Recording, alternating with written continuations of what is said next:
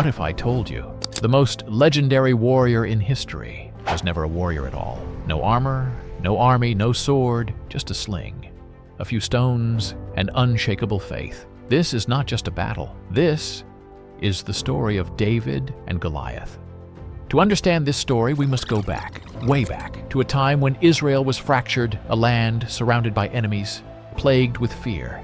The people had demanded a king, and they got one. Saul, tall, strong, and powerful.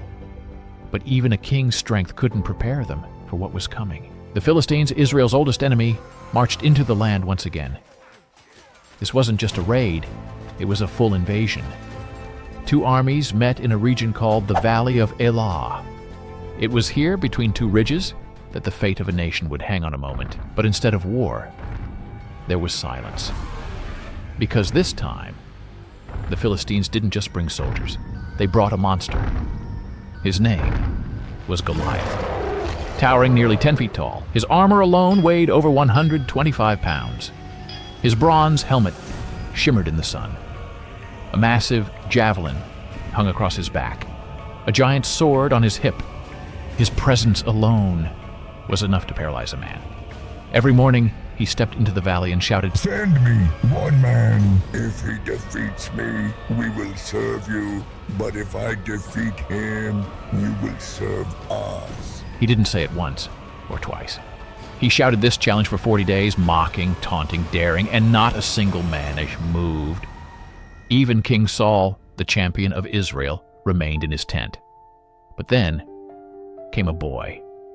Not a soldier, not a warrior, just a shepherd. His name was David, the youngest of 8 brothers, a boy who spent his days watching sheep in the fields of Bethlehem. He was sent by his father to deliver food, bread and cheese, to his older brothers, who served in Saul's army. David arrived not expecting war, but what he found shook him to his core. He heard Goliath, heard him mock not just Israel, but the living God. And David, still just a teenager, asked the question no one dared to say out loud. "Who is this Philistine that he should defy the armies of the living God?" People laughed. His brothers were furious. "Go back to your sheep," they said. "This isn't your battle." But David wouldn't leave. He wasn't motivated by pride or the promise of a reward. He was driven by faith. Word reached Saul. And soon David stood before the king, a boy standing before a warrior. Saul looked him up and down and said, "You are not able to fight him. You're only a boy."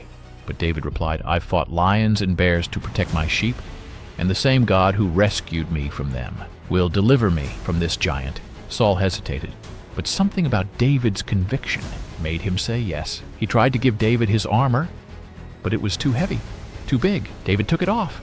He walked into the valley with only his sling and 5 smooth stones.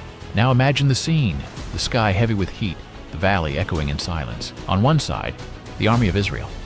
On the other, the Philistines. And in the middle, a boy walking toward a giant. Goliath saw him and laughed. "Am I a dog, that you come at me with sticks?" He cursed David by his gods, promised to tear him apart and feed him to the birds. But David didn't flinch. He said, "You come to me with sword, spear, and javelin, but I come to you in the name of the Lord of hosts, the God of the armies of Israel, whom you have defied. This day he will deliver you into my hands." Then, with no hesitation, David ran, not away, toward Goliath. He reached into his pouch, pulled out a stone, placed it in the sling, and let it fly. The air cracked with tension. The stone spun through the sky, whack, right between the eyes. The giant stumbled. Then, silence. And in one thunderous collapse, Goliath fell, face first, to the ground. The entire valley was still. Then chaos erupted. The Philistines, stunned in disbelief, turned and fled. The Israelites surged forward, roaring with new courage. They chased their enemies for miles, and David, still holding the sling, was suddenly no longer just a boy. He was a legend. But this story isn't just about the death of a giant. It's about the rise of courage, the rise of faith. David didn't win because he was strong. He didn't win because he was skilled. He won because he believed. He believed that the battle did not belong to the sword, but to the Lord. In a world full of giants, fear, doubt, injustice, anxiety, we often feel small, powerless. But this story reminds us the power is not in our size, but in our faith. David walked into that valley not because he was fearless, but because he trusted something greater than fear. He faced what no one else would face. He stood when everyone else hid. He believed when everyone else doubted. And with one small stone, he changed the world. The power of this story isn't in the fall of Goliath. It's in the rise of David, a boy with no sword, no armor, no title, just a heart full of faith. Sometimes the smallest stones can shatter the biggest walls. Thank you for listening. If this story moved you, share it. And never forget, it's not the size of the warrior in the fight. It's the size of the faith in the warrior. See you next time.